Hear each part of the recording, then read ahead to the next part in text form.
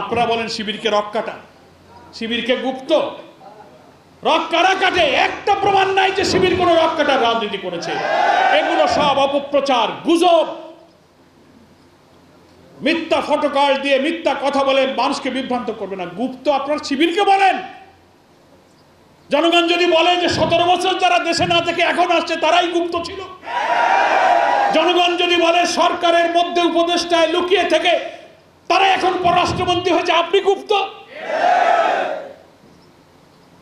বিশ্ববিদ্যালয়গুলোতে ছাত্র দলের নেতারাই তো বলছে আমরা 17 বছর বিশ্ববিদ্যালয়ে কোনো রাজনীতি করতে পারি না, এখন কোথা থেকে উঠল? তাহলে আপনারাও গুপ্ত।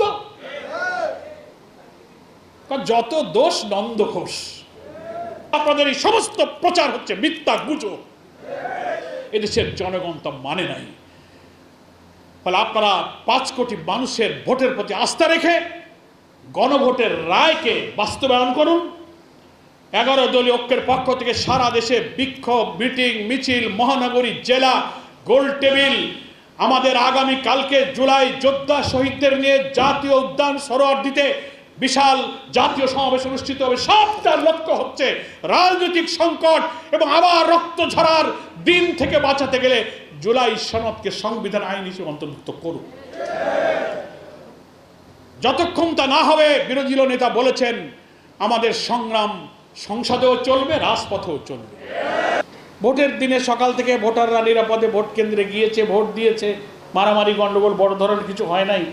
বাইরে থেকে দেখতে মনে হয়েছে ভোট গ্রহণ পর্যন্ত ঠিক আছে, কিন্তু ভোট গ্রহণের পর গণনা, ব্যালট সাজানো, ফলাফল তৈরি, ঘোষণা, প্রচার, রেজাল্ট শিট তৈরি করা, এই জায়গাটার মধ্যেই কিন্তু কি হয়েছে? ইঞ্জিনিয়ারিং। এটা একটা এক্সট্রা অর্ডিনারি ক্যাপাসিটি যারা করেছে তাদের।